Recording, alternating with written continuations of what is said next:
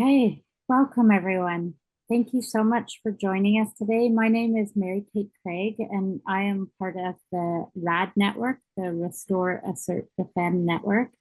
And we're so delighted to be here today to introduce the first 30 by 30. And we're going to start with an opening from Aaron Dixon. So I'm going to hand it over to Aaron. Maybe we'll pin Aaron. Grateful to be with everyone, and more just to open up the window of my screen into the land here.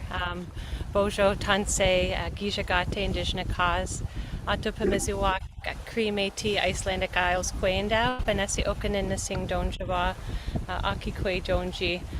I'm grateful to be calling in from the Anishinaabe speaking lands here. It's sort of people might say it's a land in between where I am. We're in the Robinson Huron area, but in between Rama, and we have Wataw communities and Wasauksing. So we're kind of in a space in between here, and I've been doing a lot of work locally across the councils for protection when we're in the middle of a land tribunal here, bringing in traditional knowledge keepers and continuing to work towards protection. I feel grateful to be a helper and a weaver in the space, and I just came from a few weeks out at the BAM Center in Manithni. And we were working with community leaders around the spirit of wise practices. And the spirit of wise practices, I think it was Cynthia Wesley Eskimo brought it forward, because she was saying, we have our own ways. We have the wisdom of our stories and the pathways that are shining. And we need to lift up those wise practices and lean in together. And so I just wanted to share a little song as in the form of a prayer from the waters here. There's a song that comes from this area called Wawasayagaming, which means the shining waters, and the teaching of the song is actually behind me. It's when this time in the afternoon when the sun is shining on the waters, it talks about our pathways together and how our pathways can shine even through the most, we talk about turbulent times. So I'll share that song. It was shared with me in the Bawajik singers from Zagaske John Rice, who I think was also a helper in a previous conversation. So I'll share the song as a way to open. So just invite you to relax as we come in together, and then we'll continue on with Mary Kate. Miigwech.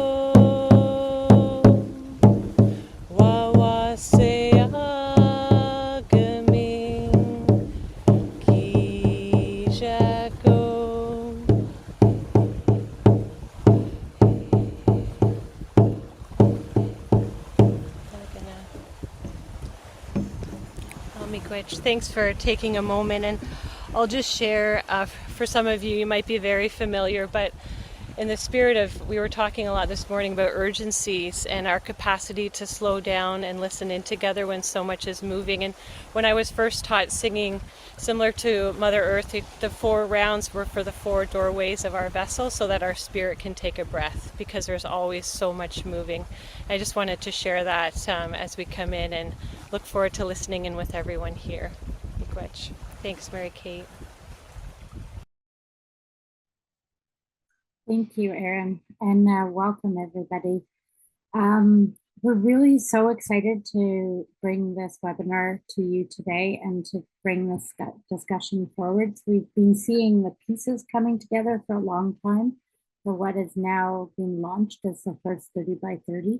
So this is really a wonderful day that we're coming together, and we have some great opportunities for all of you to engage and learn more here, and then engage in this ongoing. So we're going to start with 3 presentations. One will be from Stephen Nita, one from Jeffrey Brown, and one from Isabel Simons, who these are all people who are part of the 30 by 30 team. So they're going to tell us about different pieces of 30 by 30. And I think in the chat, we've put a link, or we're about to put a link in to the first 30 by 30 website, so that all of you have that.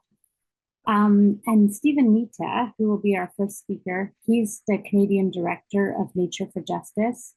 He's a former chief of the Kwaikah Dene First Nation, and he was that nation's chief negotiator in the creation of the Taidene Indigenous Protected and Conserved Area. He's also been a key member of the Indigenous Circle of Experts, and he's held leadership positions in the leadership circle of the Conservation Through Reconciliation Partnership, and most recently in the creation of the RAD Network, the Restore, Assert, Defend, which was definitely created through seeds that Stephen had planted.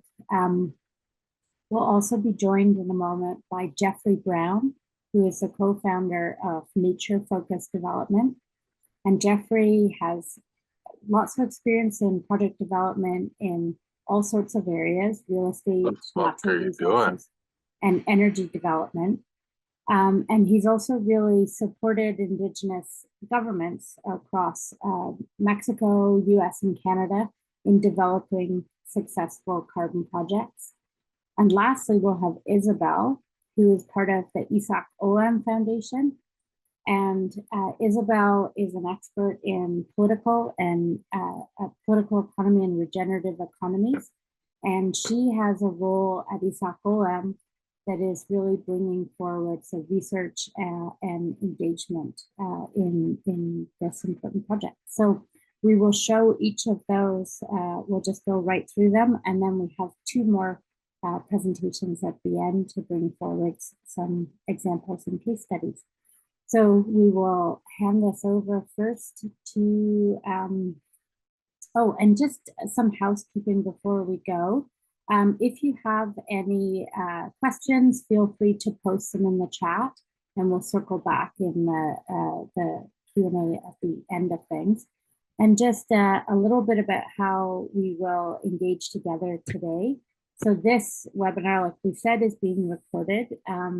You're welcome to keep your video on if you want to. We'd love to see you. And if you don't want to keep it on, that's absolutely fine as well. And yeah, if you could keep yourself muted when you're not speaking. And if you don't do that, our Corinne will probably mute you anyways, but we'll just try to keep it so that we can really create the presentations powerfully. And yeah, put any questions or comments into the chat. And if you want during the Q&A to raise your hand, if anyone doesn't know how to do that, you do that in the reactions at the bottom. And so we won't do that during the presentations, but at the end in the Q&A, we'll do that. Okay, thanks very much. And we will hand this over now to Stephen Nita. Yeah, thank you very much, Mary Kate, and thank you very much, Erin, for starting this in a in a good way with that beautiful song and prayer. Stephen Nita Suya, Suchagaz Dinasle. Seniors and don't say in the Hiffy Dossi, Nina the Nike Caesar, Canada. I'm very happy to be with you today. My name is Stephen Nita. As Mary Kate indicated, I am a member of the Tsuut'ina First Nations in the beautiful Northwest Territories on the east side of the Great Slave Lake. I'm currently calling in from my current home in southern Ontario in Guelph. I'm very happy to share the launch and story behind the 30 by 30 Canada. It's a continuation of a story that started with me when I was asked by my nation to negotiate an agreement with Canada through its National Parks Agency and then with the government of Northwest Territories to create or to get sites in the Nina are protected and conserved area recognized through Crown legislation. My mandate was to negotiate the implementation of the spirit and intent with which we entered Treaty of 1900, also known as Treaty Number 8. We're the most northerly nation that has the Treaty Number 8 designation. The process of negotiating that agreement provided a lot of understandings that I brought to new processes that followed shortly and during these negotiations. Canada's commitment to protecting 17% under the Aichi Accord was one of the drivers behind where we are today when it comes to Indigenous protecting conserved areas. But at the end of the day, you know, these whole initiatives, the Aichi Accord and now the Montreal Command framework to protect 30% of terrestrial lands and inland waters and 30% of the oceans globally to protect biodiversity, and the Paris Accord that focuses in large part on management of carbon. So in Canada, Canada is committed to protecting 30% of terrestrial lands and inland waters and 30% of the oceans.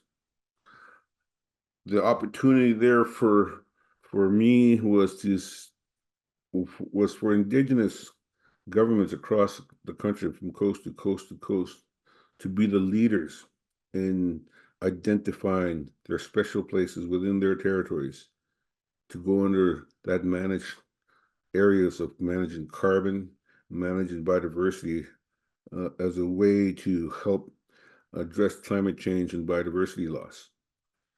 And that opportunity is in front of us today. Canada is at about 14% protected areas. The remaining 16% represents roughly 1.6 million square kilometers. If you want to get that into a visual context, that's the province of Manitoba and Saskatchewan combined. And to get that much land under management of Indigenous governments, to me, is some semblance of land back, where they could protect their special places and continue to be who they are as Indigenous peoples. I strongly believe that cultural diversity is directly linked to biodiversity, linguistic diversity. So it's important to invest in the diversity of cultures, not only here in Canada, but around the world, as we collectively try to respond appropriately to the impacts of climate change and stop biodiversity loss and grow it. The challenge is in Canada, we have a tax base of 28.1 million people. We don't have the financial resources from our tax base to effectively pay for the management of what's under protection today. So the creation of the markets through the Paris Accord and now what's looking like it's coming out of the Montreal Command framework around biodiversity and carbon presents an opportunity to create conservation economies across the country where we're using carbon credits, carbon offsets, biodiversity credits, nature stewardship credits, ecological services credits that markets are being created for. The opportunity in Canada for Indigenous governments to not only protect their special places, but to manage it in a way that would qualify for these marketplaces is what led to the creation of the 30 by 30 program. The 30 by 30 program is a partnership between Nature for Justice, which I'm a managing director of in Canada, Isak Alam Foundation, which is an Indigenous-led NGO foundation based on Vancouver Island, and to understand the marketplaces and the requirements of the marketplaces, we have Nature Focused Development, which is a for-profit business from Wisconsin area of North America. Combining our collective resources, we've been engaging with corporations, philanthropy, high net value individuals, with many Indigenous governments across the country, and developing this program, utilizing the teachings that I've learned over the site unit process, but more importantly, the research that was done through the Conservation Through Reconciliation Partnership, which was created to support the Indigenous Circle of Experts recommendations contained in the report We Rise Together, the 28 recommendations. And that we've been doing research on best practices here in Canada and around the world, opportunities and challenges in every jurisdiction. So we have over 700 pieces of knowledge contained in what we call the knowledge basket. As one of the streams of research was the conservation finance, and the RAD Network was born to create a body that can support Indigenous governments enter into and participate in the emerging marketplace around nature-based solutions financing. And I would stress this, it's an emerging market.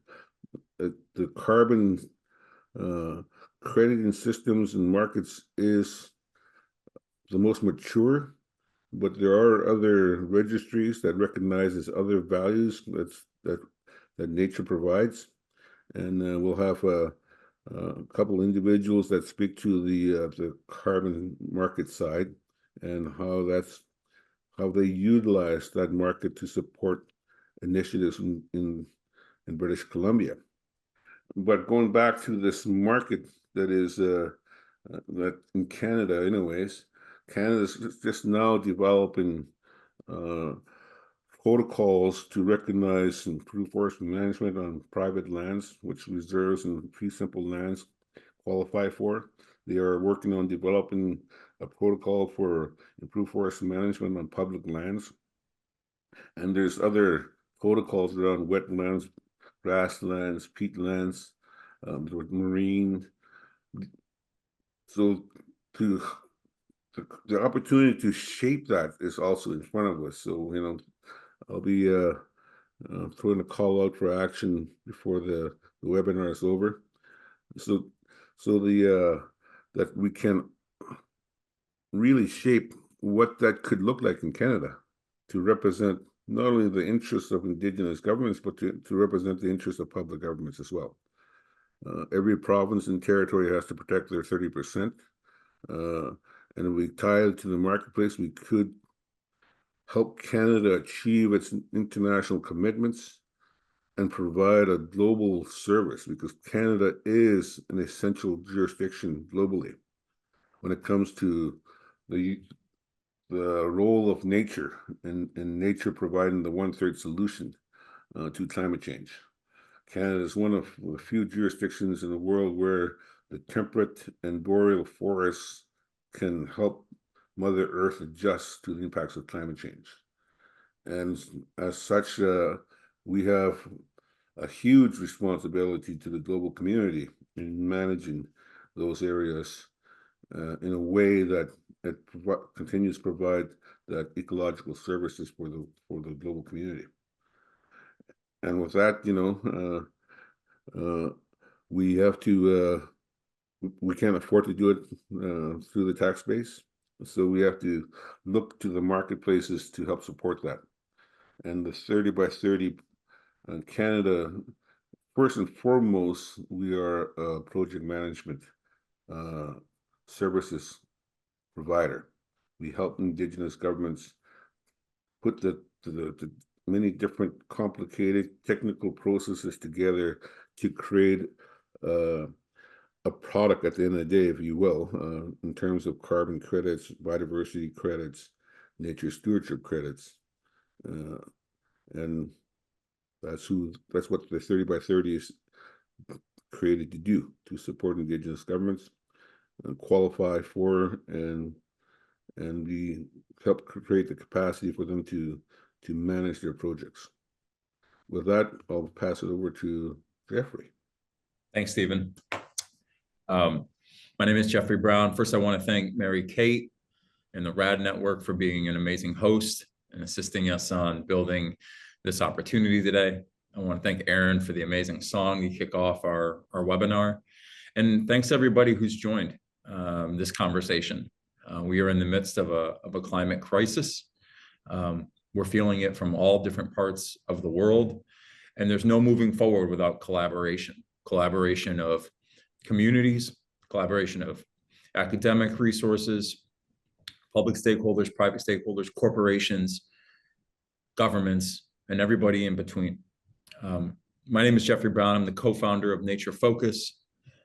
My history has been supporting Indigenous communities and rural communities over the last decade on climate-related actions. I'm focused on infrastructure development for communities, energy development for rural communities and landowners. And the story started for me with the opportunity to support a nation that was looking to develop a very large mine project. And when standing on that land base and speaking with their leadership, it became clear to me through their knowledge that the land was doing all of these amazing things for me that I hadn't realized. And the carbon it was sequestering, the water that was being retained for healthy soil, and the biodiversity that it was not only producing, but also protecting. And the question that I was asked was, where's the value for us? And it became an interesting one to me. And that was my introduction to the carbon markets. With that, it became an opportunity to try to connect those stewards of the land with the marketplace, understanding that the impacts of that land management, when negative, would have a negative consequence, but positive land management actions would be able to give the benefits for the rest of us. So our goal, Nature Focus as an organization, is to support Indigenous-led conservation. I had the pleasure of meeting Stephen and his team a couple of years ago, really inspired by the amazing IPCA work that he, as well as members from the Isak Olam Foundation, have been supporting in Canada over the last 15 to 20 years. It became a model that I thought was not only a shining example of what could be done in Canada, but really globally. So our vision at the First 30 by 30 is a network of Indigenous-led, nature-based solutions with Indigenous rights and responsibilities at the center of those projects. As Stephen had stated, the program has 3 partners: Nature for Justice, a US-based 501c3 nonprofit organization with a deep history of working with organizations of Conservation International, Oxfam, Greenpeace around the world. More importantly, supporting communities on the front lines, giving them the education, tools, the resources that they need to confront the challenges that they were facing in regards to food security, climate risk, energy needs. The Isak Olam Foundation is an amazing educational nonprofit based out of Canada. Eli Enns and his team have done fantastic work over the last 10 plus years in regards to bringing a knowledge basket of resources for communities and supporting communities, meeting them where they are and helping them achieve their sovereign goals, giving them the right tool sets to be able to be a model for other nations to follow. And our organization is based in the US, but we have a global footprint. We support ejido projects in Mexico, the Tarahumara communities in the northern states of Chihuahua and Durango, the Mayan communities in the Yucatan Peninsula, as well as other indigenous projects around the world, places like Papua New Guinea, Guatemala, Panama, and here in the United States. So the first 30 by 30 sits in the middle of these three major movements that are taking place. Locally, this period of reconciliation and the acknowledgement of indigenous rights, responsibilities, and leadership. This has been a story that has been moving with a lot of momentum over the last 10 to 15 years in Canada, and it is one that can set the foundation for these types of projects where indigenous communities can be the beneficiaries of these opportunities and utilize them as a leverage in negotiations with governments on creating financial opportunities while achieving ecological milestones. Those milestones are set by conservation and biodiversity goals. And our program, the first 30 by 30, speaks to Stephen's point of protecting 30% of lands and waters by 2030. The reason that we started with the first 30 by 30 is we believe that First Nations, that indigenous peoples are the ones that are going to lead the way to those goals actually being met. And then the third spoke on the wheel here is the global economy. More importantly, corporations that can generate money, generate emissions, but also make net zero commitments. There are organizations, whether they're in oil and gas, mining, heavy industrials, as well as commercial organizations in banking and insurance, that are making commitments, net zero commitments, to support projects and communities around achieving net zero goals by investing in projects or by buying credit streams coming from these projects. We believe that those audiences need an opportunity to support and connect with the true land stewards and let the land stewards themselves lead the government to achieving these goals. So what are nature-based solutions? They protect, they manage, they restore ecosystems that benefit both nature and people. They're addressing issues like food security, natural disaster risks, health risks, and climate change. NBS solutions are channeled in the form of credits. These credits can be carbon offset credits. They can be carbon inset credits for supply chain. They can be biodiversity credits or watershed credits. The opportunity would be to engage a land base and identify through the usage of technology and traditional knowledge, what is the most beneficial ecological pathway moving forward with this land base in a way that works in the goals of that nation. So we discussed some of the problems: climate change, we're in a biodiversity crisis, there are cultural impacts, loss of culture, watershed degradation, flooding, and in Canada in particular, wildfires. Nature-based solutions can play a role in regards to providing solutions that will slow down the impacts of those problems. Traditionally, in more of the tropical ecosystems, it's reduced deforestation and degradation. In a place like Canada, the United States, it's improved forest management, where it's extending rotation ages, you're widening riparian buffers, you're reducing impact logging, you're creating biodiversity corridors and set-asides for wildlife. In other parts of the world, you might look at an afforestation, reforestation, restoration strategy, planting trees, native species in areas of degraded pasture land, bringing back the forests that have been lost due to the impacts of capitalism. On our coastlines, whether it is the coastlines in Canada or in the Caribbean or in Southeast Asia, blue carbon with our mangroves stores the most carbon per tree and has significant impacts in regards to the impacts of climate change themselves, slowing down impacts of water, sea level rising, as well as hurricanes. Blue carbon projects restore, protect mangrove ecosystems, which also provide significant food for local communities. And hitting the heartland, essentially in the prairies, is regenerative agriculture. We've lost the connection to our agricultural practices.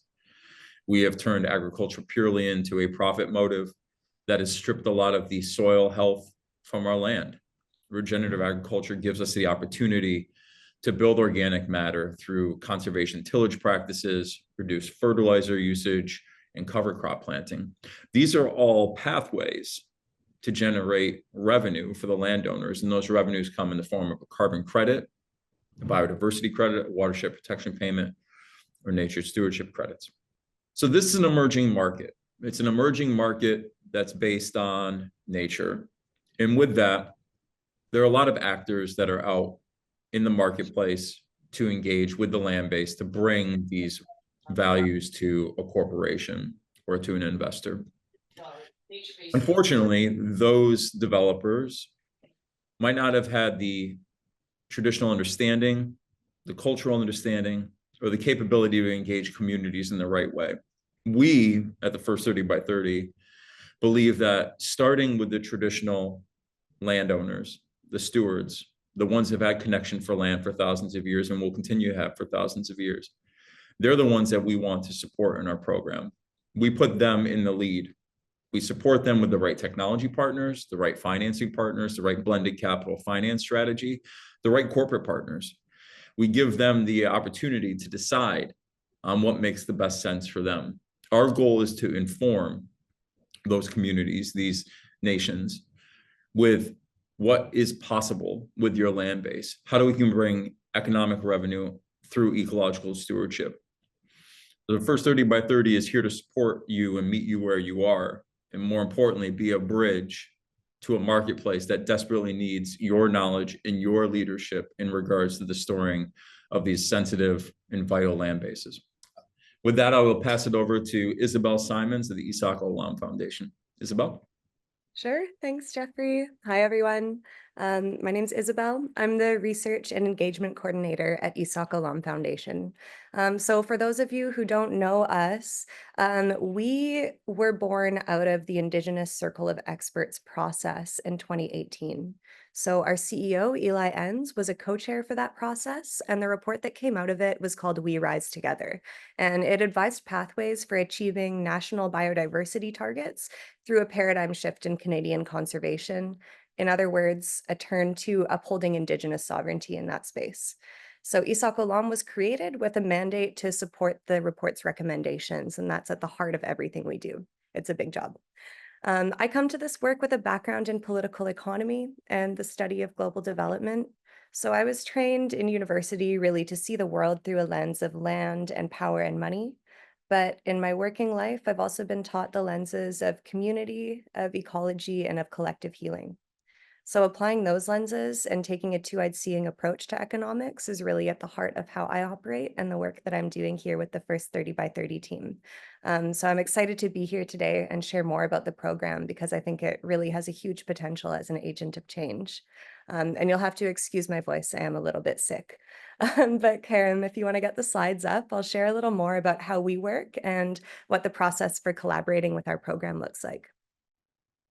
So nature-based solutions is a flawed tool.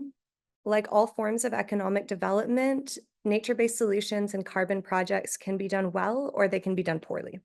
So the First 30 by 30 program really aims to set the bar in these emerging and evolving markets by supporting projects that meet high standards for elevating Indigenous rights in the space. So we focus on community-led projects that create real holistic benefits on the ground.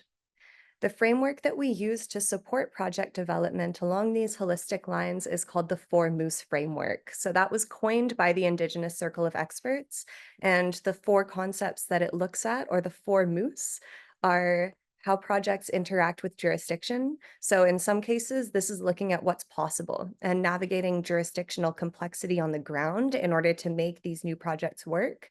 It also has bearings on how running these projects and creating them can provide economic analyses around carbon, nature-based solutions, and the potential for economic development that can actually support ongoing negotiations with Crown governments. We also look at financial solutions, so we can co-fundraise with nations for the feasibility process. And we're exploring blended finance pathways, so looking to combine the capital that Indigenous nations might bring to the table with philanthropic investment and with private investment.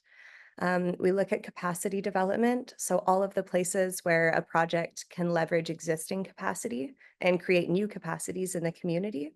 And then, of course, cultural keystone species and places. So how each project can best support the local community's priorities around their special places, their sacred places, and their non-human relations.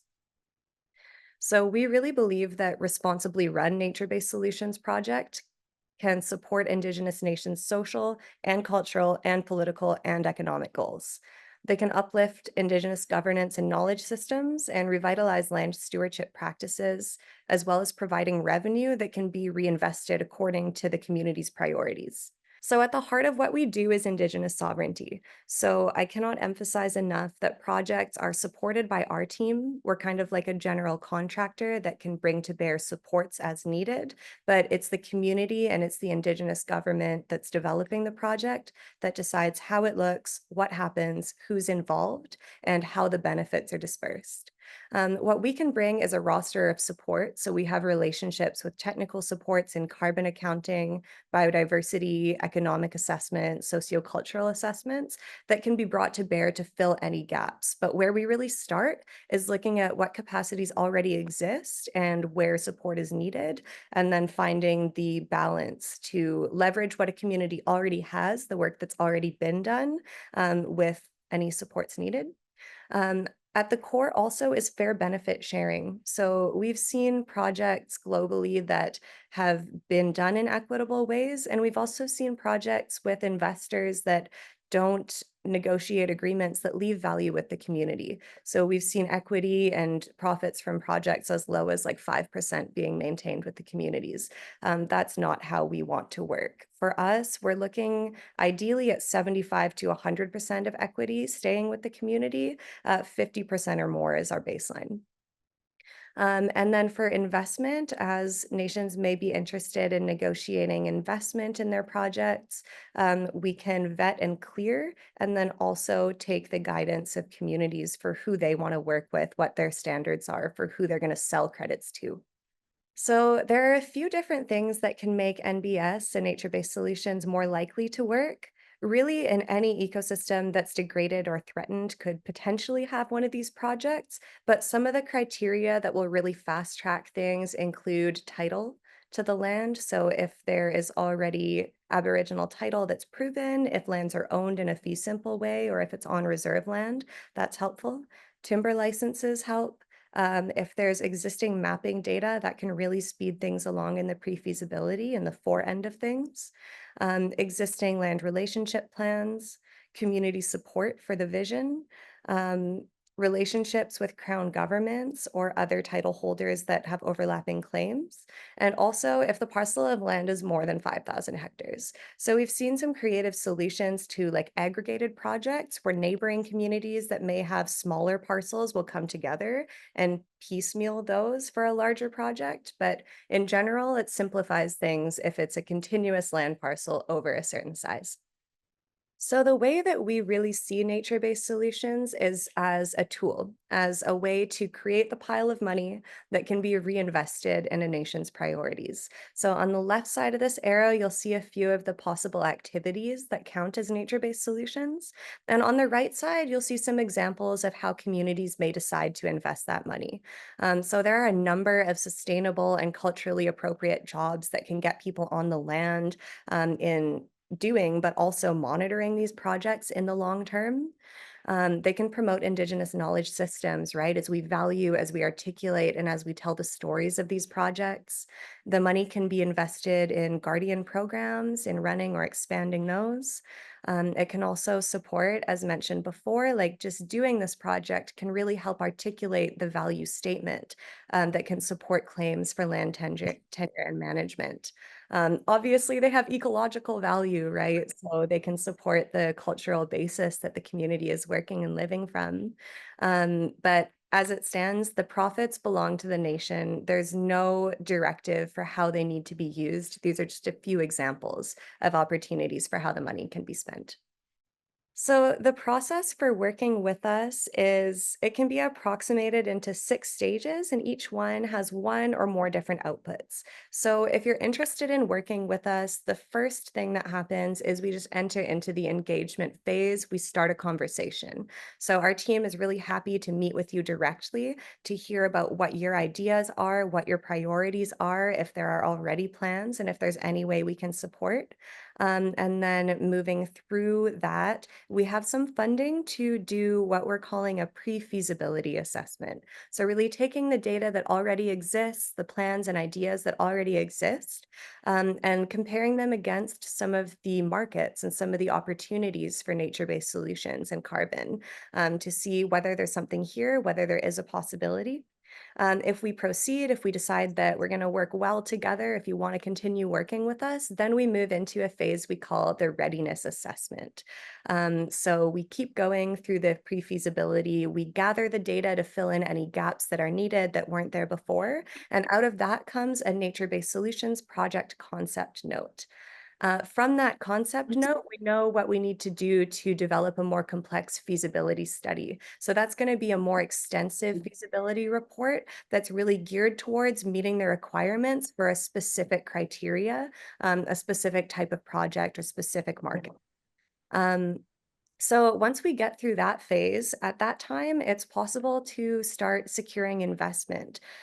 So working with Crown governments to create, if there isn't already one, an atmospheric benefit sharing agreement, the project finance benefit sharing agreements, designing the governance for the project, and designing the plan for the project.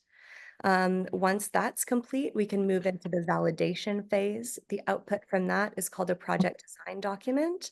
And then if successful, if everything goes as planned, we're able to launch the project. And from there, we have monitoring and evaluation. So assessing the impact, assessing the atmospheric benefit. So how much carbon is being sequestered? How are we measuring biodiversity, and how is that being assessed over time? And once that's figured out, then the credits can be issued. And at that point, the money can start to come in. So there's two financial phases to this, really, the engagement to feasibility completion, and then the investment to launch phase. So for this earlier phase, it can be really difficult to find private investment because it's high risk and the feasibility study can be expensive. So in some cases, the nation may have capital that they want to put up for this phase. That could be anywhere from $150,000 to $250,000. It really depends on the scope and the nature of the project and the work that's wanting to be done. If the nation's short on capital or doesn't know about investing that much at this time, our team can also help co-fundraise. So we can connect you with investors and we can bring you into conversations, get the word out about what your goals are to folks at the national and at the global level that are really interested in putting their money into this good work. So applying philanthropic funding to getting through this feasibility stage. And that means that when you get to the investment point, you're not beholden to investors, right? Because you can be backtracking, signing away your equity for support on the forend with the feasibility, or you can do it so that when you get to investment, you're at zero, and you can choose with a little bit more leeway and choice who to work with and how to work with them, what the structure of that is going to be, whether it's equity or debt, and how you want to finance the project in general. So the first phase really focuses more on Indigenous capital from the nation or philanthropic capital.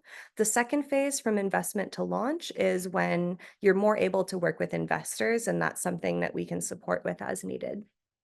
So yeah, if you're interested in learning more, there's a lot more to be said. And I think that a lot of these conversations are really iterative and depend on what the priorities and interests of the nations are.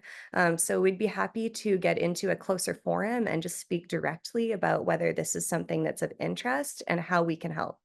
So you can email me directly at my name, Isabel, at isacolam.ca, or there's a link in the chat that you can use if you want to connect with the first 30 by 30 team.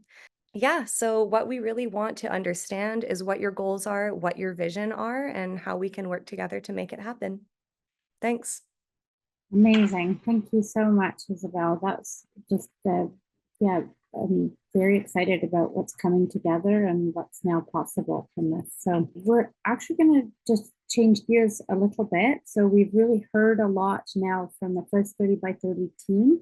And now we're going to bring you some very specific examples of this actually happening right now on the ground, and what does this look like. So many of you, I'm sure, have already heard about Coastal First Nations and the work that has been happening through Coastal First Nations. We are very lucky and very honored to have Paul Caria with us today, who has been a special policy advisor for Coastal First Nations. And he has huge knowledge in how carbon offsets and fish and fisheries management, and renewable energy and leadership and reconciliation have all come together through Coastal First Nations. And he is now the general manager of the Great Bear Carbon Credit, and he will speak to us now about the impacts of the carbon project on Coastal First Nations, as well as some of the challenges that they have faced. So thank you. Paul, over to you and welcome. Thank you, Mary Kate, and folks who have organized this webinar, Nature for Justice and the RAD Network. It's good to see a number of people on the call. It's good to be joined by colleague Jody, who will speak after me, and others. And I think the setup for this is perfect with Stephen, Jeffrey, and Isabel and what they've shared. The title is about protecting the environment and enabling sustainable economy. That's the mission mandate of the 8 nations that have come together to create Coastal First Nations. Our incorporated name for the not-for-profit is the Great Bear Initiative Society. I'm sure many of you want to get to kind of the punchline, if you will, because out of that not-for-profit, we have created some dozen years ago a for-profit company, the Great Bear Carbon Credit Corporation, LP. But I think it would be kind of wrong or disrespectful if I didn't share a little bit more about the work that brings the nations together. This is not a tribal council that comes out of the history of Indian affairs. These are different nations, different language speakers, different cultures, and it's this mandate of protecting the environment, and then from that creating a sustainable economy that has brought them together. And there are other differences amongst the people. They are West Coast cultures, but there are differences in terms of how they do their business. And so it's for these two purposes, the environment and sustainable economy, that have brought them together. Carbon revenues, and I think Isabel stated this really well, carbon and revenues from them are just tools. They're nothing more than that. And hopefully, I think in talking to the leadership about this, hopefully it's not a long-lasting tool. And, when we talk about kind of long-range planning, I know some of the leaders say, well, isn't that an oxymoron, Paul? We're all doomed and damned if we're into long range. So I'm not sure in terms of how we see this with the nations that we have a long-term plan. And it's neither a rush to sell everything we have because we got to cash in on the market before offsetting isn't useful or good. No, I think the ethic and ethos of the nations is, again, back to the original mandate. I think it's important to further understand the context of the 8 nations working together. On the left, you see the Great Bear Rainforest, which is that geographic area in green, dark and light. It's an historic a series of agreements and protocols from 15, 20 years ago with some legislative, regulatory components and others. But you can see the number, 3.1 million hectares protected. It very much comes out of the rights and title of the nations. If the nations did not have the power behind them of their rights and title, these agreements would not have come together. I want to acknowledge Jody Holmes will speak after me. Jody and the environmental community who work with the nations in achieving this. But it's fundamental that the rights and titles be acknowledged. And the organizations I work for, the Great Bear Initiative Society and the Carbon Corp, are not the rights and title holder. We too are tools created by the nations to move this forward. And it's out of the protection of the forests that the forest-based carbon offsets come. And we've been at this now for some dozen years. Looking at the right side of the table is something that's not new. The work of what we call MAP, the Marine Area Protected Planning work, is also 12, 15 years old. It's come together in the past year, however, with Prime Minister's announcement at COP 15 that this will be Canada's West Coast contribution to the Marine 30 by 30. And that blue area is not all protected, but you see the purple and the pink in that. It's a cobbled together network of using existing fish protected areas, rockfish protection, for example, and First Nation, Indigenous protected areas. It's whatever tools are available have been put together in a network.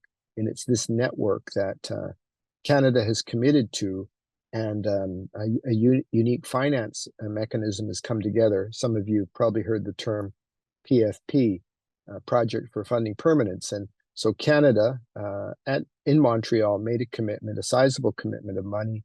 Similarly, British Columbia followed up with a commitment. And I want to acknowledge the private foundations that came in both from Canada and the US. And so the unique model of a PFP is that it's a single close. It's not getting money, and that it has a target. The target is achieved, that money is received. We have a sister organization called the Coast Opportunities Fund, which is characterized like an investment bank, again, owned by the nations.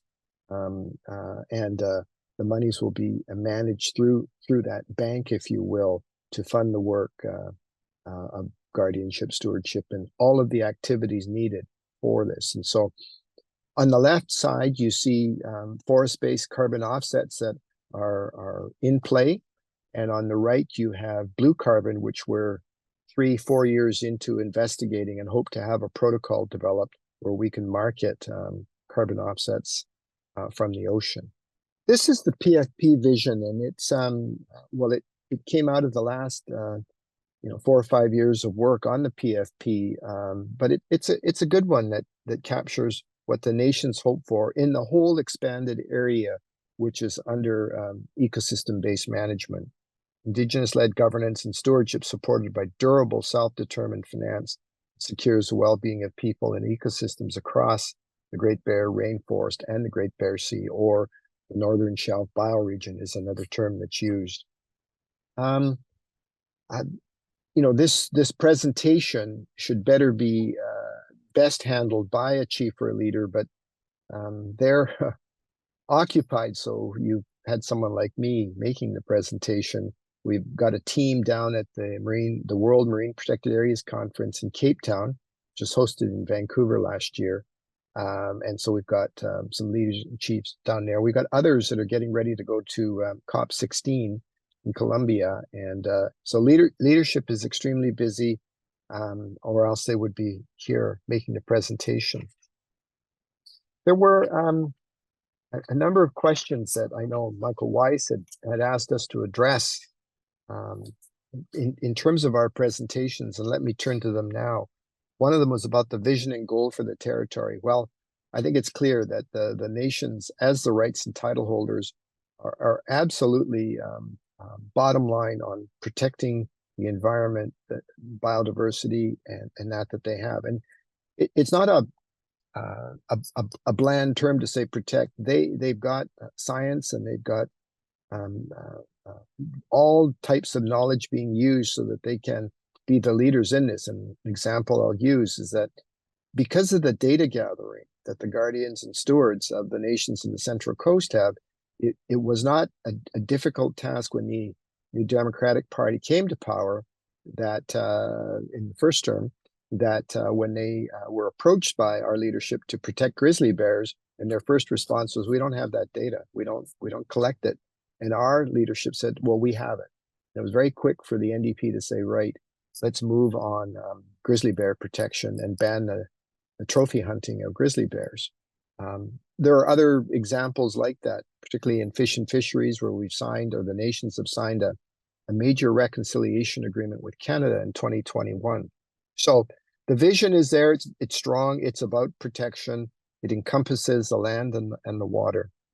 There has been revenue come out of the carbon offsets, and I'm loath to get too much into the numbers. One of it because of a market protection concerns with competitors and that, but I can say that something in the neighborhood of $70 to $75 million has been paid, received, and the majority of that funds turned over to the nations. We have a sharing model that we use, and the company, which has its separate board of directors and small staff of people, are fully underway in the marketplace, tending to the selling, the marketing of carbon offsets. Michael's third question was about challenges in developing this project and lessons learned. I think the key lesson is the power of having the rights and title. These nations that I work for don't back down, and they've been at the forefront of direct action in the past. They've been at the forefront of using the courts right up to the Supreme Court to pursue the vision that they have. And so every year now, we validate or verify, about 1 million tons of temperate forest carbon offsets. And that's what we take to the marketplace. I mentioned that we're studying blue carbon. And there are other initiatives by the individual nations, not necessarily through coastal First Nations or GBIS. The Haida have their own programs.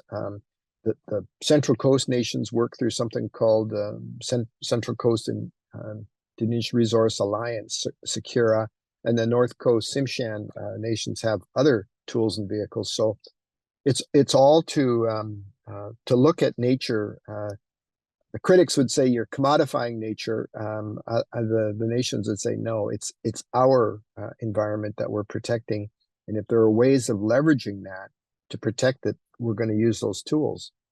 There have been other challenges we can get into in the discussion. We've been approached by all kinds of shysters who will promise money up front and some big money, and they want to take over a portion of the offsets.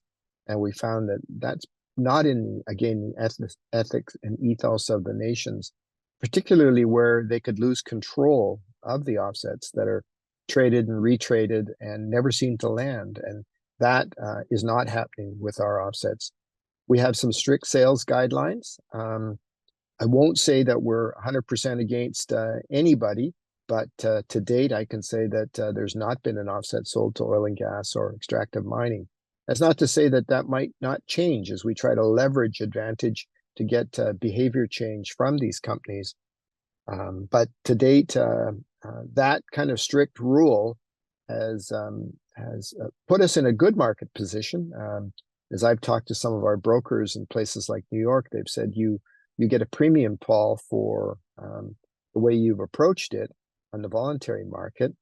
We're now at the 5-year end of our sale agreement with the province, which is like a compliance market where the province resells and makes their government footprint carbon neutral. So if you know the universities and schools and hospitals in British Columbia, the majority of the offsets that the province uses comes from the Great Bear Rainforest that's sold to these government institutions to make their footprint carbon neutral. And shortly, I mean, given we are in the midst of a provincial election, we'll see, but the government that's outgoing has brought in something called an output-based pricing system, which will provide for the heaviest emitters in the province an opportunity to cover some of their carbon footprint using our offsets. We'll see how that goes. Again, the dialogue we've had with some companies, we've flat out said no to some companies. We're just not interested in selling to them, and others we want to see what their plans are, and we may sell to them. We'll see.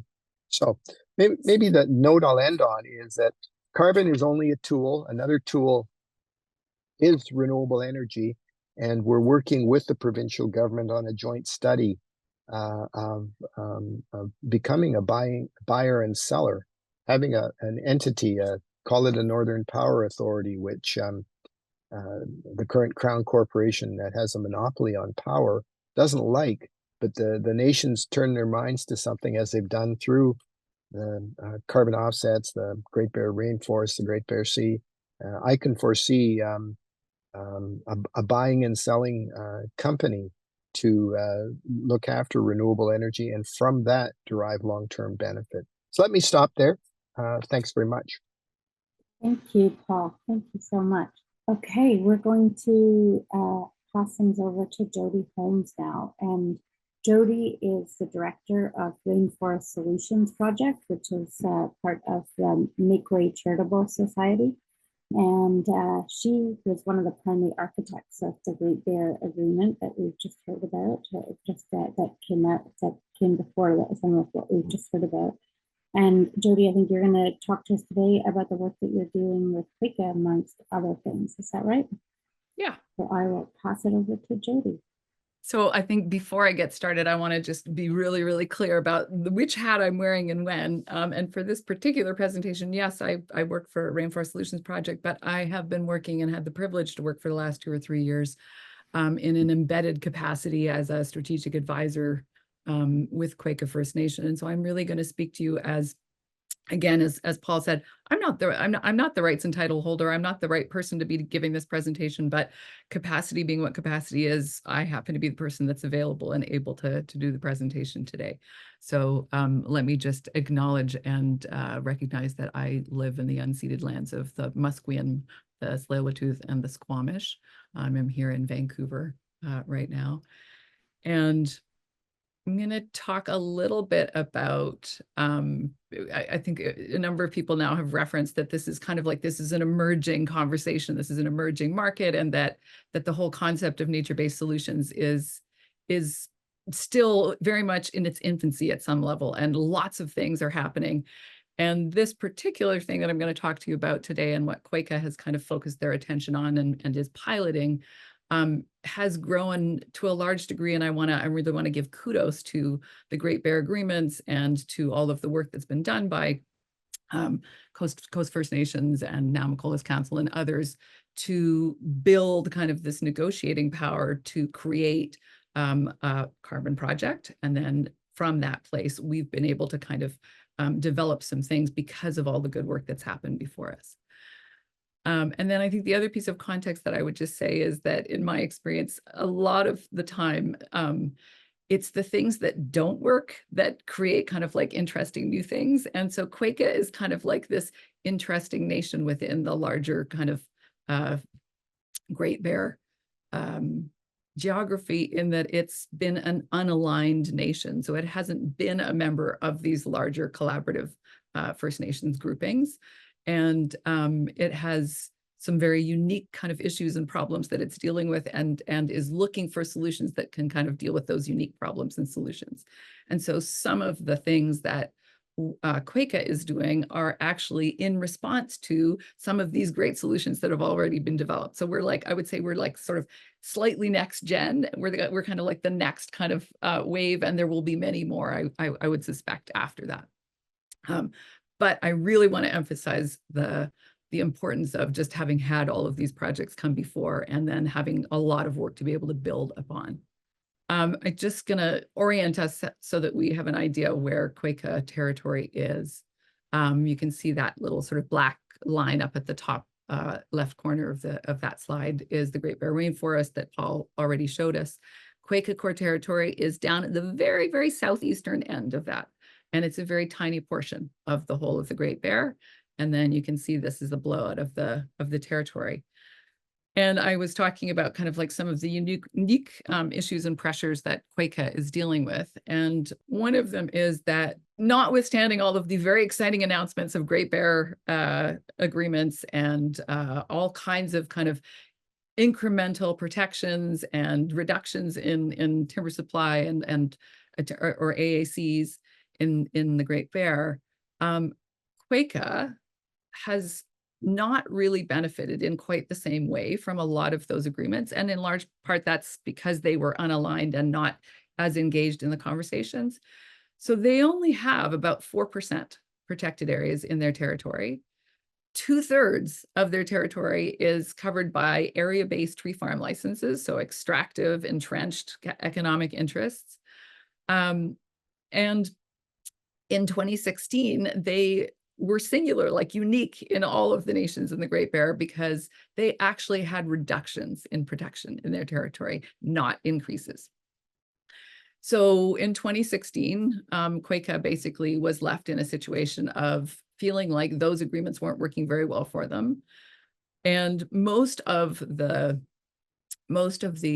funding kind of arrangements in the Great Bear are based to a large extent, and certainly a lot of the stewardship funding in the Great Bear through Coast Opportunities Funds, which Paul already mentioned, are based on population. And Kwaikah's, again, an interesting, unusual, in the unusual circumstance of being the second smallest band in BC. And obviously, historically, that may not have been the case, but at this point in time, 19 members, so a very small band. Their territory is about 1/3 the size of Clayoquot Sound, so it's actually quite large. It's about 80,000 hectares. They have an area that they feel deeply responsible for stewardship. They have a hereditary governance system, which is really unusual, and means that they have a chief who's been in place and has had the same vision for almost 40 years, and a band manager who's been in place for almost 20 years. So a really kind of an unusual circumstance in BC, and as I say, a very small nation who's not historically economically benefited all that much from what are really fabulous agreements and like really quite amazing kind of forward movement in terms of economic development and conservation economic development in the Great Bear.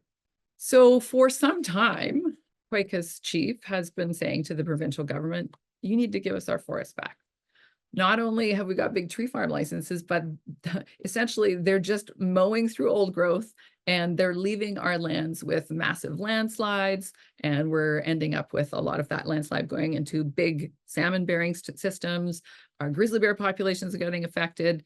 Everything's being affected. And we kind of don't think that you're managing our land properly for us. So what we would like to do is have the land back. We would like to be able to do management according to our own vision and see if we can do a better job.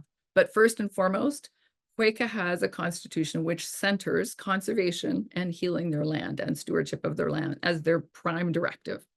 So there's this kind of like big intersect between a desire to conserve and make sure that their land is looked after and these very entrenched economic interests and tree farm licenses that make it almost impossible for them to do that in their territory.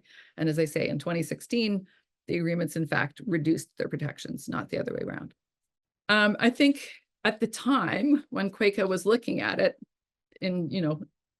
right from the very beginning, the idea has been, we've got to find a way to be able to remove those tenures, because despite large amounts of effort and capacity and engagement with the forest industry, what Kwaikah found was it didn't really matter how much they did, because they were always limited by whatever the Great Bear Agreements said, and they were limited by whatever industry was willing to allow them to do. And none of that overlapped with their actual vision for the territory. So they were stuck in this situation of, if you keep the tenure, you're basically stuck in the agreements that you've got. The only way basically to shift or change anything is going to be to remove those tenure encumbrances from the land.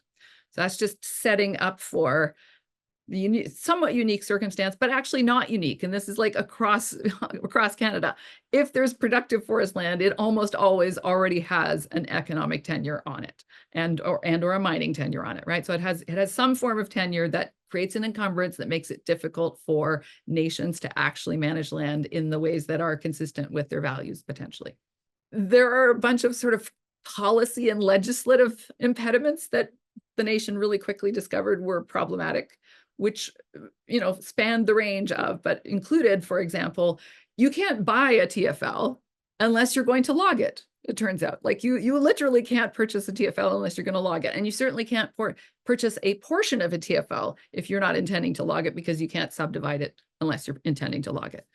So, and there's no designations available. There was nothing that we kind of had in the portfolio existing already that really kind of lined up with what Kwaikah was interested in doing, which was, yeah, they wanted to do conservation, but they're a small nation who also wants to do stewardship and wants to do research and wants to be able to reoccupy their lands. And all of that takes a lot of money, right? And so a big part of their dilemma was, we're in a circumstance where we want to do a lot of things and shift the way that management is happening, but that all takes money. That all takes capacity and resources. And right now, all the designations that we have for conservation are basically, you conserve it, and then you don't generate income from that area. And unless you've got a very, effective tourism program or some kind of, and a few of those things are happening, and some of them are happening in the Great Bear, but those are not the norm. And there's certainly not a way to maximize returns in an area like Kwaikah is living in their territory, which is fairly heavily impacted by industrial logging from tree farm license management. So,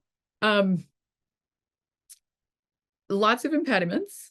And for Kwaikah to achieve economic sovereignty, they turned and started looking at carbon. And this is this place where it's like, oh, we discovered that there wasn't, like, things didn't quite fit. And this is where we kind of get the evolution of the next step, in large part because we're trying to solve a problem for Kwaikah, who doesn't have a lot of funding coming in and needs to be able to fund stewardship and research and be able to fund capacity to reoccupy the territory. So one of the things that we discovered really early on was that carbon, and the way carbon is allocated within the Great Bear Project, and this is very similar, I think, in terms of government policy, that their intention is to do this anywhere, is largely done via a provincial allocation formula. So carbon is kind of like pooled together as the verification process and the validation process for a carbon project. It's pooled for the whole of the Southern Great Bear, and then the Northern Great Bear, and then for Haida Gwaii in this project. And of that collective pool, Kwaikah receives an allocation of that pool, which is defined not just by what percentage their territory occupies of the whole, but also by the amount of overlap that there is. So the number of other nations that also claim that territory. And, within BC, more than 120% of the province is quote unquote claimed and has overlapping territorial claims on it. In Kwaikah's case, what this means is that they have about 6%. Their core territory represents about 6% of that larger carbon project. But in fact, because of overlap, they get about 3.42%. So they get less than 2/3 of the actual carbon value of the area that they are engaged in. And then there's sort of a secondary issue that we discovered, which was that on top of that, within the carbon pool, basically you get your credits on the strength of the kind of the overarching agreements that you've undertaken. But there is nothing spatial, and there is no spatial, there's the allocation formula does not account for the ways that you manage your particular territory. So you could protect the entirety of your territory, and everybody else could, protect a very little of their territory. And in Kwaikah's case, they would only get 3.42% of the benefit of their full protection of their territory, and everybody else would get the other 97% of that benefit.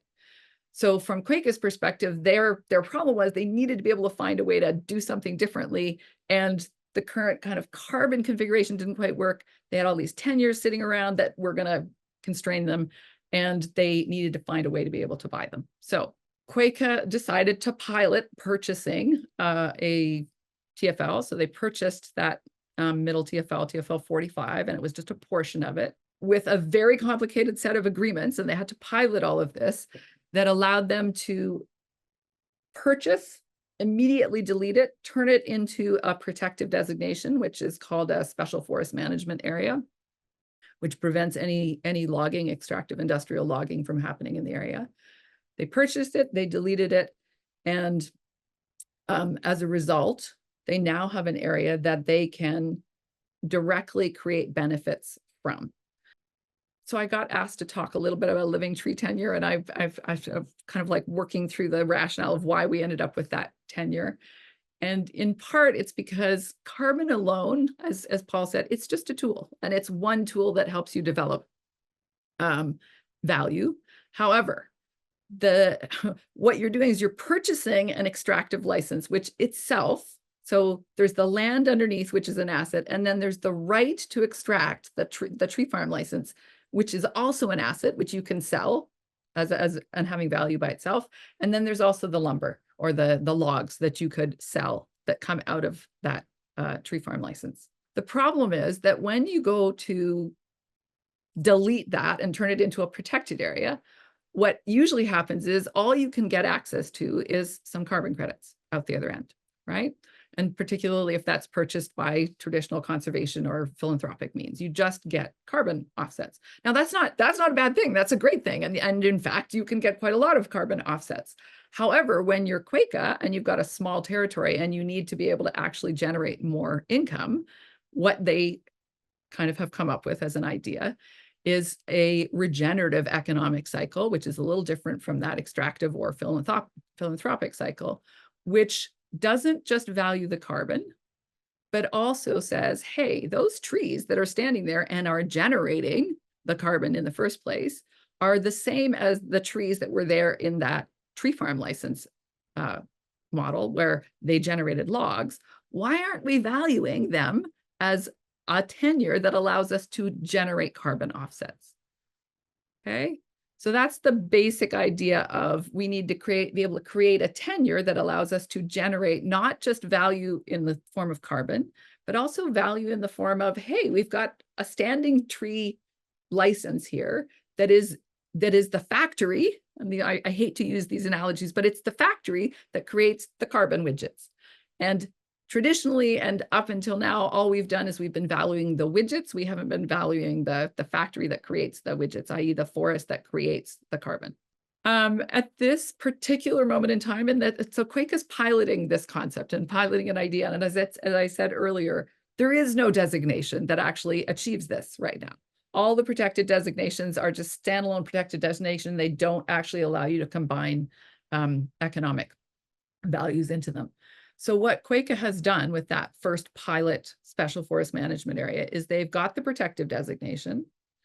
They've got a co-governance agreement that allows them to establish and decide what activities can and can't happen in that area, which means that they can also further restrict activities and they can kind of improve the designation through that co-governance agreement. And then they also are negotiating a standalone atmospheric benefit sharing agreement that is specific just to the portion of AAC that was deleted from the purchase of the TFL.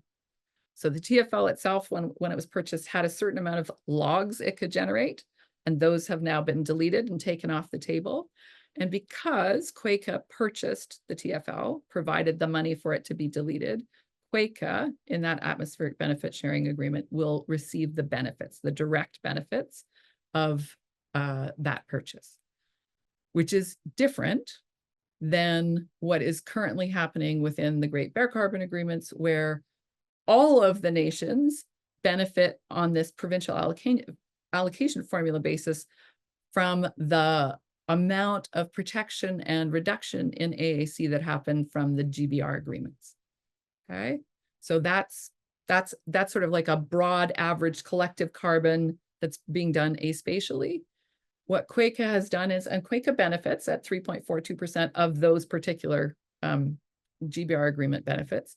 But then in addition, when you do a business to business relationship, you purchase a tenure, you delete it, and then you actually take that carbon, that portion of the carbon will come directly to Kwaikah and doesn't get shared back out at the 3.42% rate. Now, all of that said, obviously, we're in the middle of this emerging kind of conversation, and we are also in the process of developing and trying to work on developing a standalone designation that can help combine more of these components and allow this to become more of a programmatic process or a programmatic tool that can be used rather than this one-off. It's taken us 2.5 years to kind of like pilot the concept and get the provincial government to kind of get interested in and agree that they want to try something like this on. And we're still in process, and we've got an election about to happen that, you know, is probably going to slow that down. So that's just kind of getting you up to speed in terms of where we're at in terms of a living tree tenure. The other thing that Kwaikah has done and has been really clear about is that they really want to understand. So in addition to just, you know, improved forest management, i.e. deletion of a tree farm license, they would also very much like to look at what kind of tools are available to help expedite healing and recovery of their forests, which also should be able to be kind of monetized into carbon. So they've purchased and repurposed an industrial fish farm and turned it into a research station. So in the process of turning that into a research station, which will be home for their guardians and their forest keepers and researchers and community members.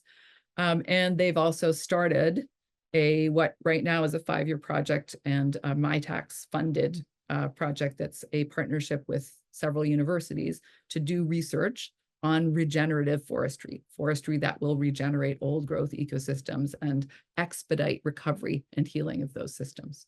Kwaikah is also, so that first area was their pilot. Kwaikah is also now in negotiations with another forest company to purchase the second tree farm license within their territory, which will really quite significantly expand so that they'll be at about almost 2/3 protection within the territory. And they are also looking at turning a whole lot of the marine area in both Phillips Arm and Frederick Arm into a marine protected area so that there would be a broad protected area. And then once that's all done, then their goal is to have the entire area designated, so a parallel designation as an IPCA for Kwaikah. And there are some reasons that we can talk about that if there's time. There are some reasons not to designate as an IPCA or designate as a protected area until the carbon agreements are worked out. So in the process of doing all this, what Kwaikah realized was, wow, this takes a lot of energy and effort, and it would be terrible if we took all of that energy and effort and then just only did it once and wasted all of it. I think that what Kwaikah kind of got clear about was we really want to be able to share this. We want to be able to kind of like make this easier for other nations to access. And so if you're a nation who's interested in this concept of purchasing and getting rid of, and there are pros and cons to that approach. I want to be really clear about it.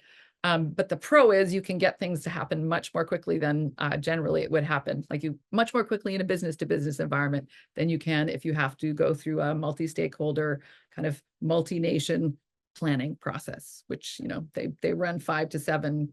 Great Bear is still running, and we're at 15 to 20 years now. It's an Indigenous regeneration cooperative based on Indigenous ownership. It would be Indigenous-led. The vast majority, 90% of the revenues get redirected back out to all the nations, but the idea is that all of the nations then benefit as the sort of partnering starts to grow. They benefit from an economy of scale. They benefit from all of the learnings from the doing it the first, second, and third time, and you start to have a lot of boilerplate information that can be used collectively. So I'm going to leave it there. I know there was a bunch of questions that I'm hoping I've answered somewhat throughout, and stop there. Thank you, Jody. That was so interesting to hear that, and you know, it's been just really great to have these 2 case studies at the end to really highlight what's possible. Okay, so I'm going to hand it over to Erin. Yeah, it's I guess it's not a closing, more of an honoring here. So I'll share an honoring song just as a way to give thanks for everything that's been said and perhaps not said, and for those that have spoken. We know that words come through, but there's so much and so many people and so many moments that are part of what gets shared forward. So just want to give thanks for that. Here at home, I realize I spoke a little bit about where I am, but on the map in Ontario, I am between Huntsville and Rosso on Skeleton Lake. Benesi Okaninassing is the area where I'm from. And we're gathering tonight to honor the full moon, and actually a naming ceremony for a young woman coming of age. So it's quite exciting. So here it's Kwaikah is the falling leaves moon, and it's also a time where we start to go into memorial to honor all of those that have come and our ancestors. So I just wanted to give space for that. Just as we come into close, because it has been central for RAD as it's come into form, is to really align and be alive and embodied in our natural law. You know, we talk about it so much, but keeping that spirit alive as we gather. So I'll just sing 2 rounds of this song, just with our time, and then we'll move into the questions. And this honor song comes from Carol Clark from Musqueam First Nation in northern Saskatchewan.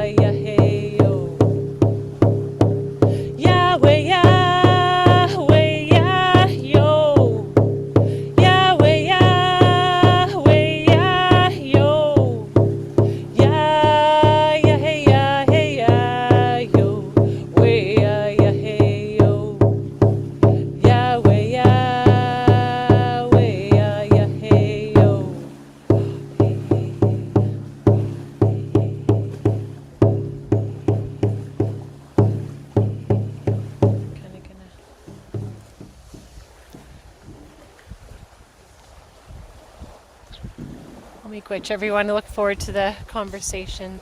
Thanks for everything that's been shared. Thank you, Erin. And thank you for the songs and the opening and closing here today. So thank you very much. Okay, Stephen, do you have specific questions that you wanted to bring forwards after that? Yeah, I'd like to ask Paul and Jody if they could give advice to provincial governments in jurisdictions outside of BC to support Indigenous governments participate in this marketplace while they achieve their provincial commitments of protecting 30%. What would that advice be? Let's start with Jody. Okay. I think my advice would be, this is horrible, but it's the economy, stupid.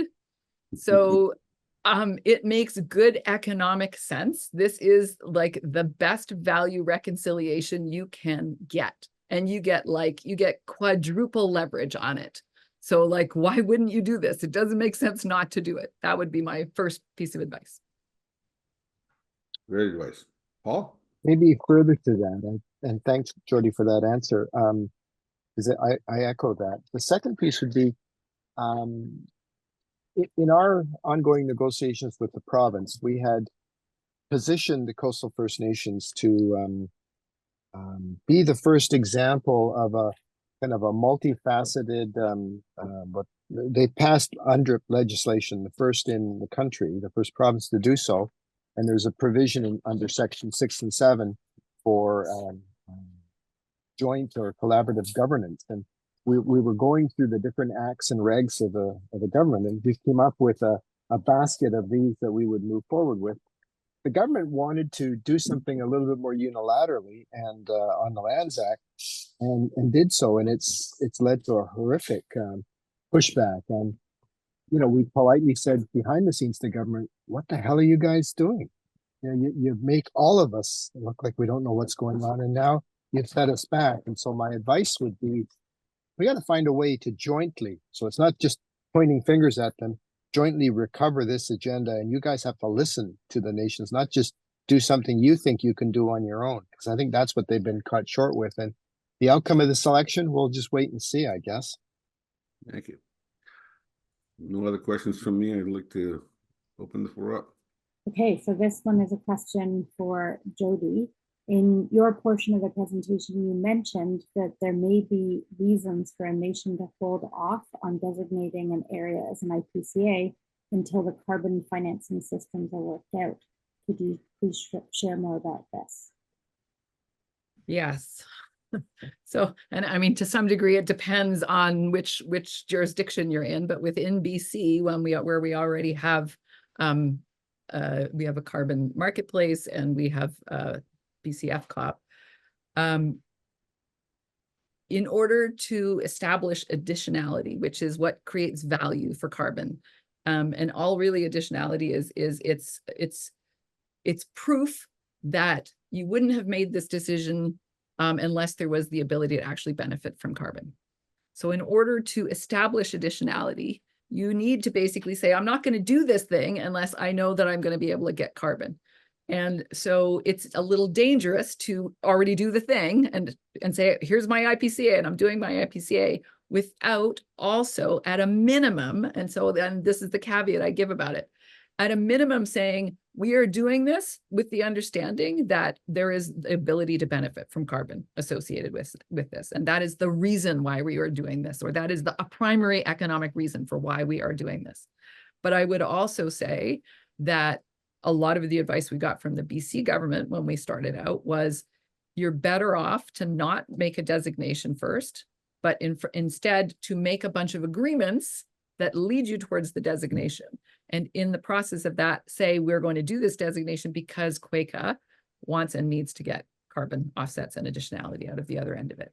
So you just have to be careful with sequencing, and you have to be really careful that you're not establishing something that will then prevent you from being able to establish additionality.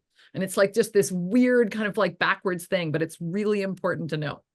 Yeah, I think it's greatly important to include a nature-based solutions finance and feasibility or analysis as part of your ongoing process in IPCA feasibility work. It achieves several things. It's important to include those high concentration of carbon sinks and biodiverse areas within your protected area, because that's the global effort. That's needed to combat climate change and biodiversity loss. It also adds value to within your boundary of IPCAs, and the analysis and the feasibility of that analysis you could use to engage public governments to support your declaration at the end of the day. You could demonstrate that the IPCA is not an economic black hole to the provincial governments who view protected areas as economic black holes. There's one more question here from Eduardo Souza to Jody Holmes. Just in the process of Kwaikah buying the tenure, did they settle or establish their title to the territory, or is the underlying ownership still considered Crown? It's BC. So that's contested. And so the underlying ownership is, there's an agreement to disagree, and both First Nations claim title and the Crown, right? So they both sit on top of it. That is unresolved. And to a large extent at this particular moment in time, not super important or relevant, in the same way that you can, so from an economic perspective, you can have contested underlying land title, but that doesn't stop the provincial government from giving out tenures, right? And so it shouldn't stop the provincial government from allowing carbon tenures or protective tenures or stewardship tenures from happening, even though the underlying title is not totally resolved. I think the more important question from the perspective of revenue generation is the title to, or the right to, the carbon and or all ecosystem services that arise from that underlying land. Is that actually clear? And is it clear about who has access to that right? And that's what those atmospheric benefit agreements do, is they establish that there is contested understanding of who has rights to those carbon atmospheric benefits and then directly assigns them to the nation. So that's the piece that has to happen. And I would just put up my finger and put another caveat in there and say, that's how it currently works in this jurisdiction in BC. In a jurisdiction where there is no FCOP and there is no kind of provincial lead on carbon, it may be that we're a whole lot better off as individuals and as Indigenous nations to be in a circumstance of developing your own Indigenous carbon and developing your own kind of, you don't necessarily go to the provincial government and get an atmospheric benefit sharing. You just assert that you own those, but that'll be another place where there's, it'll be contested. To add to that, this is what I was talking about when I was saying earlier, the opportunity in front of us to shape what the market looks like is in front of us. We can't just leave it to public governments to define what that looks like for us. Indigenous people make 5% of the world's population, yet hold up to 80% of the biodiversity on Earth. So, there's some expertise within our communities. So let's use that expertise and lead in a lot of ways. When it comes to the issue of jurisdiction and additionality requirements from the marketplace, most of northern Canada would not qualify for carbon offsets because of additionality. So there's other markets that's developing. I think that's important to understand. One I'm very excited about, especially for my part of the country, the northern and Northwest Territories, is nature stewardship credits, which is the management of land, including management of carbon and biodiversity, without doing the complicated measurements and reporting on them, et cetera. You generate a credit through the management of every acre of land that you manage. To me, that is if that flies and the market really develops, I think that bodes very well for Canada.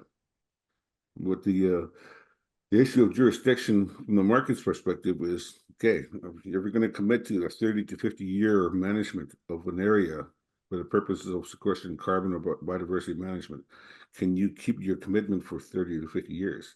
Is there somebody else that can come in and change the designation of that land use, for an example? So that's where the opportunity to use IPCAs as a tool to establish that certainty in relationship with public governments or endorsement by public governments, so that the marketplace knows that a public government is not going to create a third-party interest within that managed area. So that's the issue around jurisdiction. And I think we could achieve certainty through IPCAs as well. After you determine what the value and what marketplace you could introduce the value into. Can I ask a a question back to Stephen? Yeah. Although I can see that Leona's got her hand up too. Maybe let's start. This is a hot pursuit. The hot pursuit is, do you think IPCA designations by themselves will be sufficient? Do you think that will give enough certainty in terms of provincial management, provincial tenuring, all the kinds of decision making that happens on the Crown side? Will an IPC give enough certainty?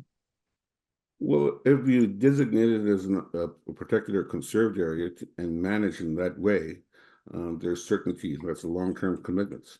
And if you get the provincial government who has administrative control over public and crown lands in Canada to say that we will not introduce a third-party designation in there, I would hope that suffices. Leona.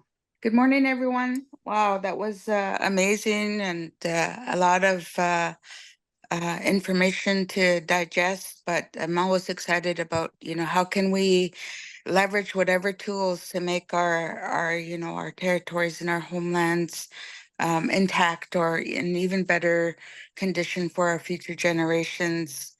I appreciate the comments around, carbon credits being a tool and, the very innovative approach by Kwaikah on their phased approach. I think it's super exciting, and I've always said that I'm going to put in a shameless plug. I'm the climate action coordinator for my nation.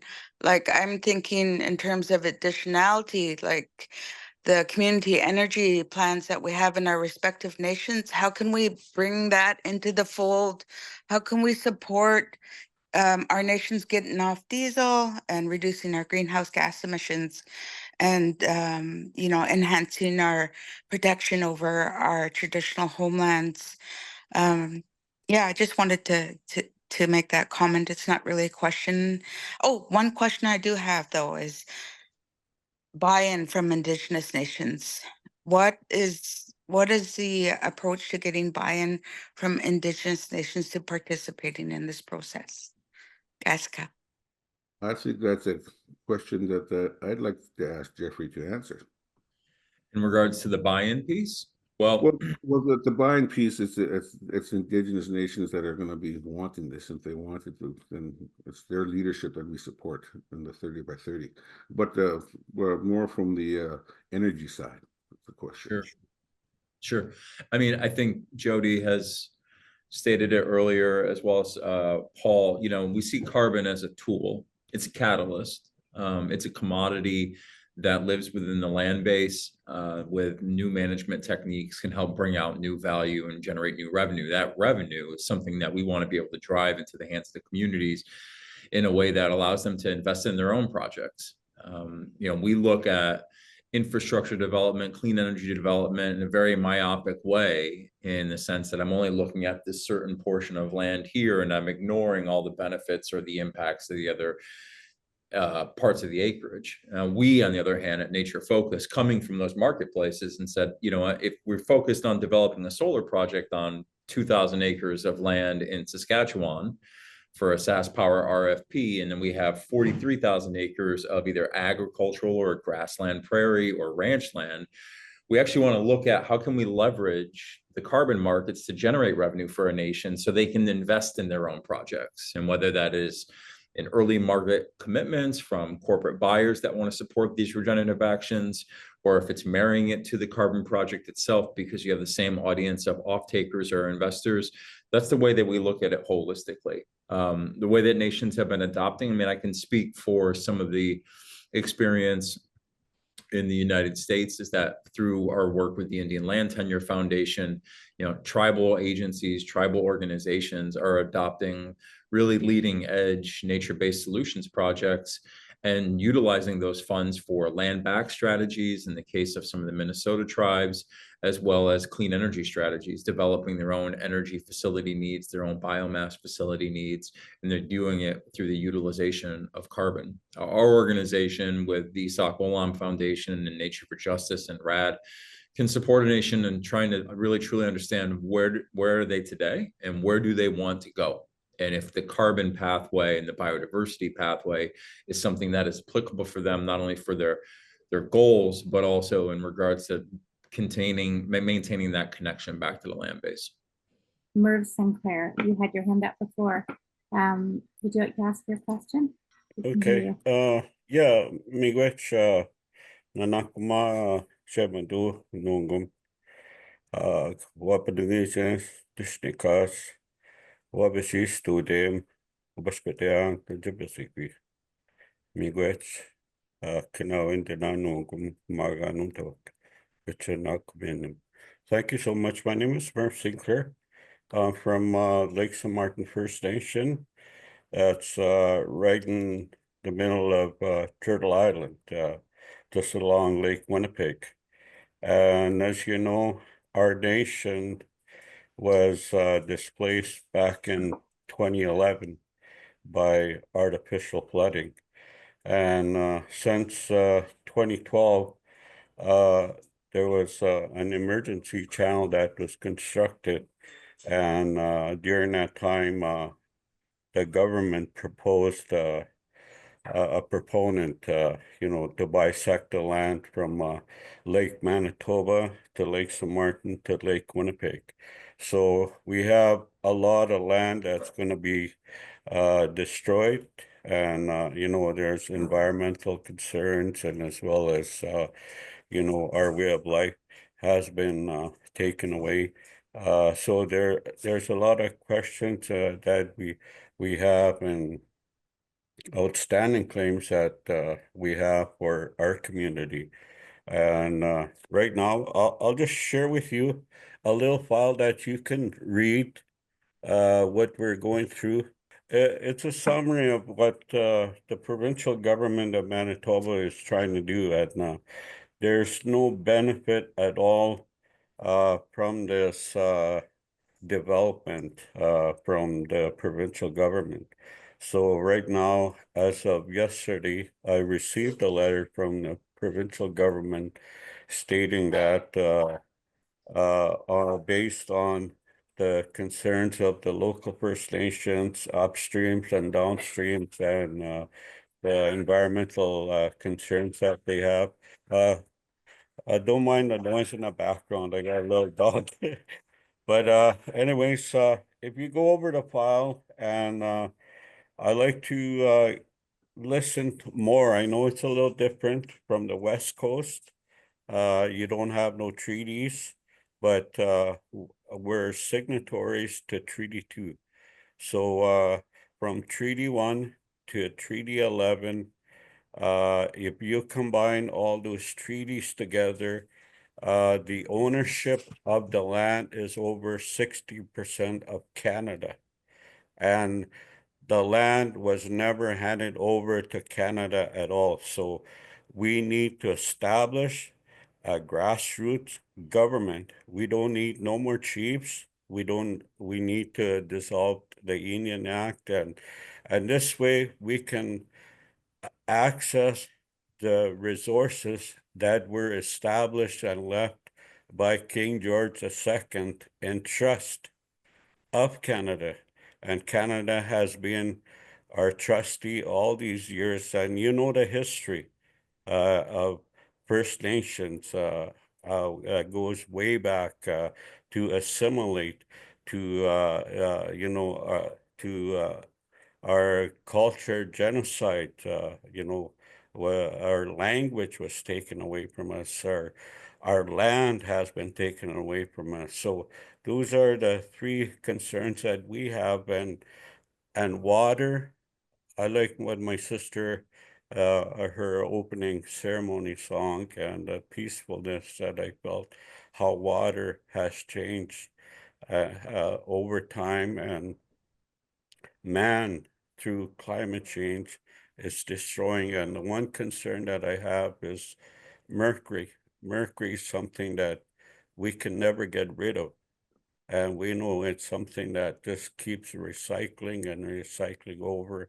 And read a history about my community. We still have outstanding court cases that go back to 48 years ago, that with the provincial government that we settled. So we have these outstanding cases, but the one concern that I have is protecting our territory.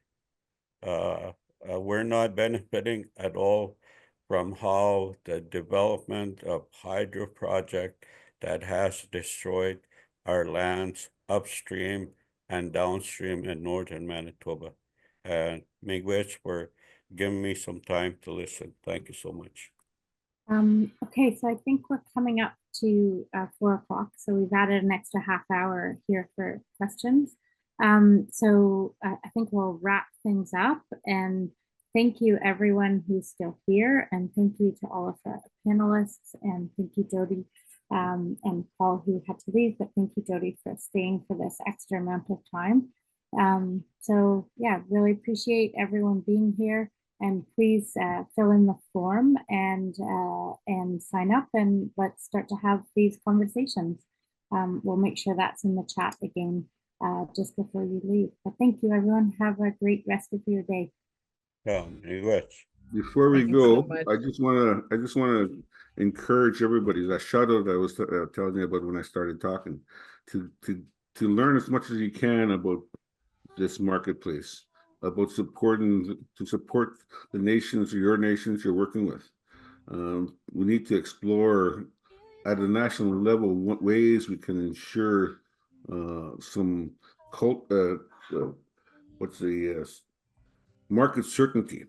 For an example, Canada, through Article 6 of the Paris Accord, can sign agreements with other nations to help them reach its nationally determined carbon net zero goals. Places like England, France, the colonizers of this country, if you will, where Canada can sell them the credits that they need to get to their nationally determined net zero goals. And domestically, they could make deals with Indigenous governments to use IPCAs and credits generated from IPCAs to sell these credits to these nations. So looking for these types of nationwide certainties is a call out I'd like to make out to especially elected and hereditary leaders of Indigenous peoples in Canada.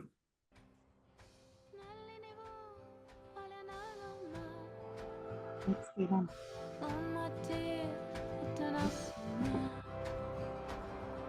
Thanks, everyone.